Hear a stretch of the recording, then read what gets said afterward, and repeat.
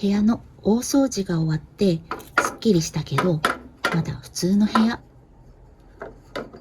2026年、この編み物部屋を編み物と色の研究室に変えます。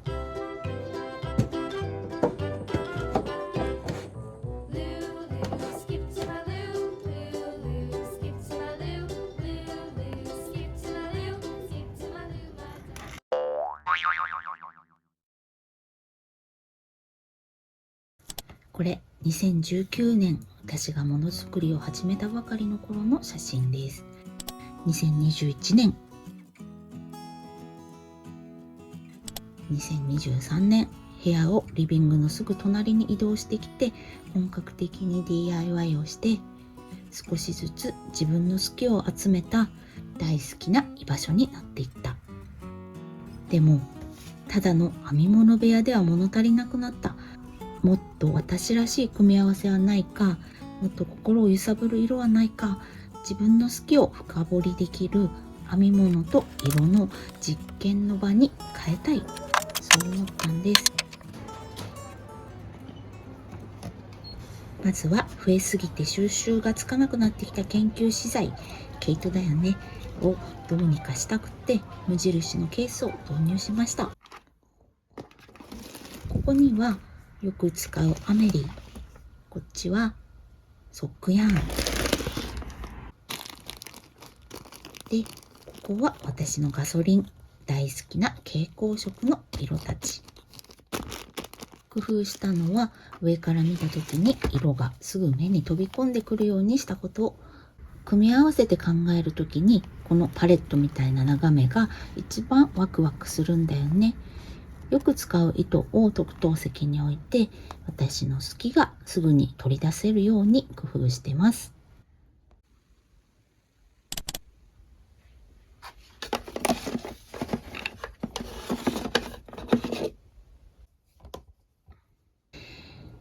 余り糸を使って、せっかくなのでヘンテコラボの看板になるものを作ってみる。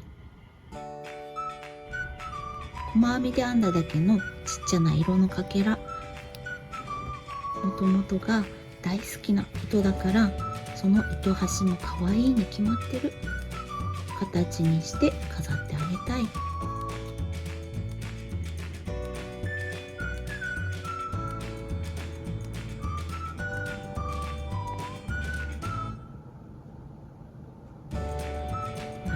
色のかけらがいっぱいできた。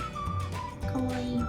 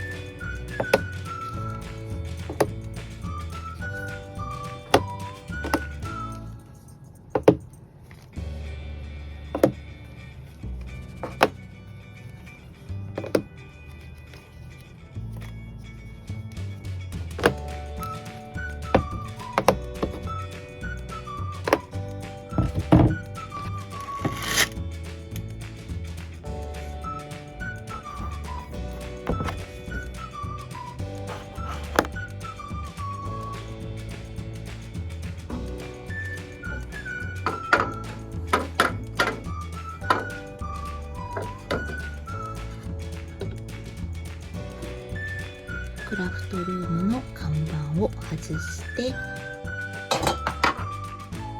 ヘンテコラボの看板に変えます。飾っても可愛いし、色遊びもできる。マグネットで並び替えできるから、色の組み合わせ実験がいろいろできそうです。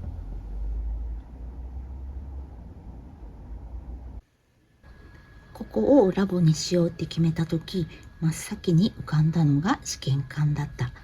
ラボといえば試験管でしょって。そしたら行きつけのフライングタイガーにちょうどいいのが売ってて、これかわいいでしょ。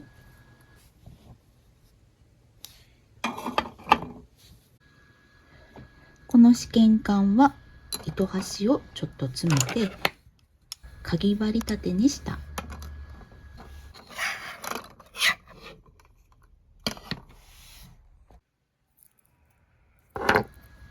ちっちゃいビーカーはニットマーカーやとじ針を入れておくのにぴったり。実験道具がこうやって並んでいるだけで、ただの作業部屋が研究室になる気がする。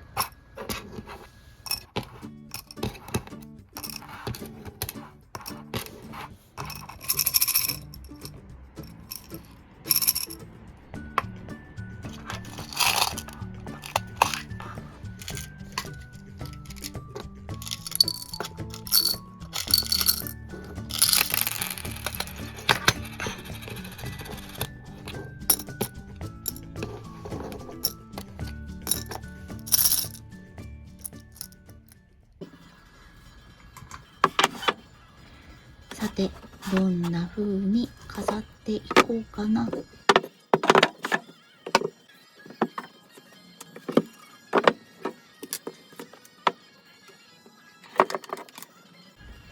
デスク前にはよく使うものや好きなものを一番目につくところに置くようにしています。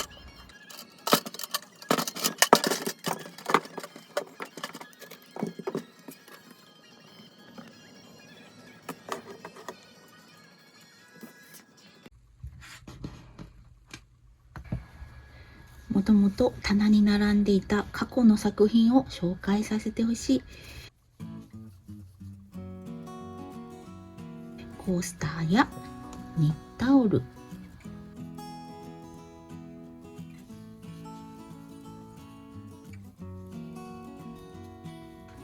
これは私の一番好きなモチーフ編みのデザインのコースター。編み物するときにハサミやかぎ針を置いたりするのにも便利です。これも同じモチーフ編みのものでガーランドとして飾ったりしてます。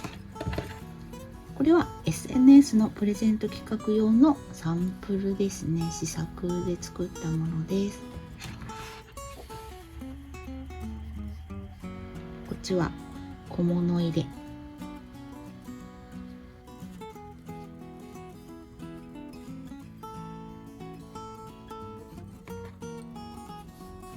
こっちは麻紐をコットン糸で編みくるんで作った小物入れ。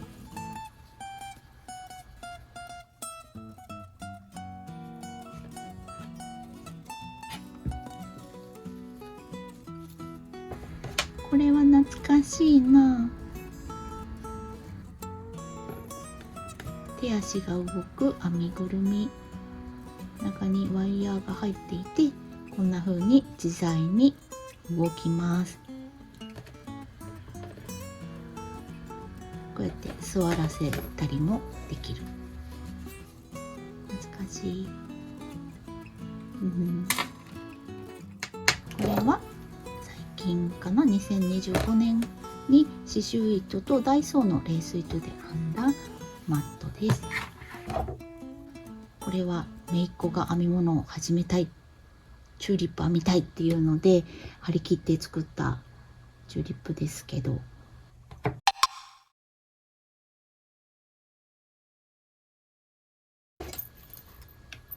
編み物を始める前は布小物を作ったりとかもしてて、このブックカバーとしおりも思い出の作品です。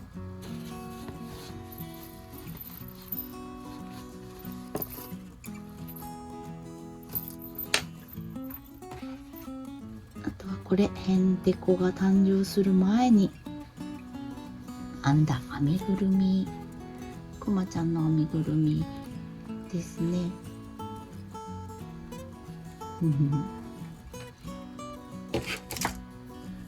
これは最近ハートの編み方動画出したっけかな、出してないかもしれない。これはヘンテコですね。ヘンテコたち。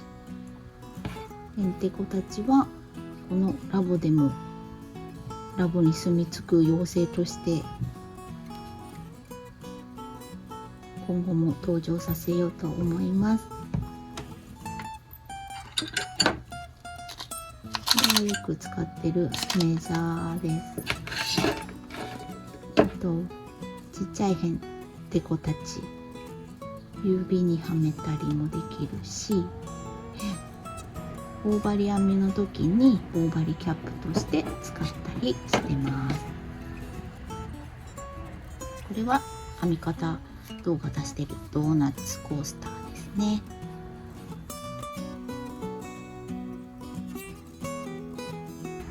どんどん飾っていきます。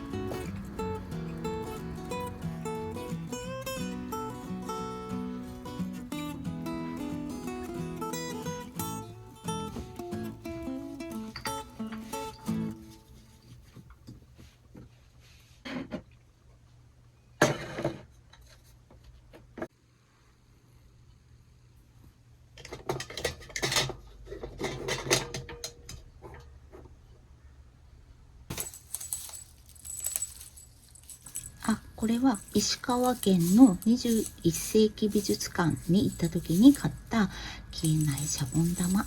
綺麗でしょ。たまに癒されてます。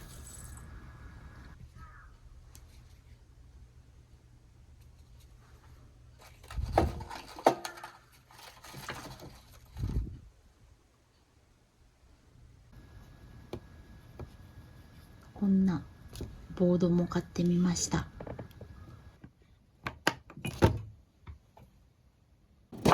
あとラボ内は研究資材や道具がとにかく多いのでラベリング大事。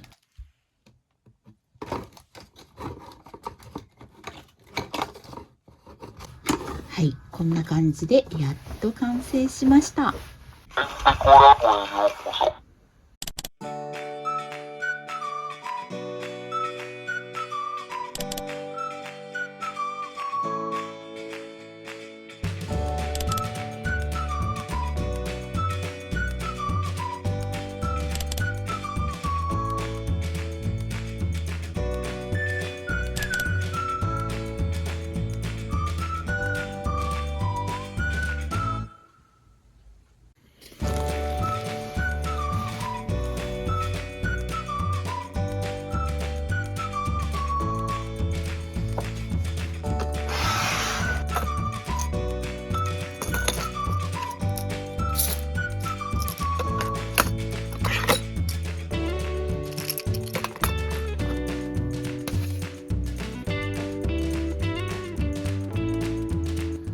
ここはもうただの編み物部屋じゃない、私の最高に可愛いを徹底的に研究するための場所。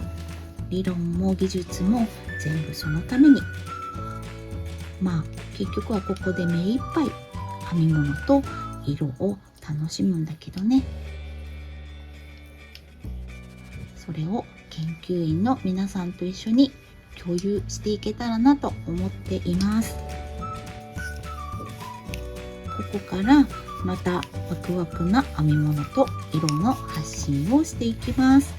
研究員の皆さん、これからもよろしくお願いします。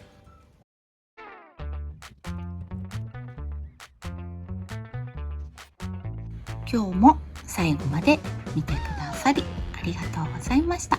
また次の動画でお会いしましょう。バイバーイ。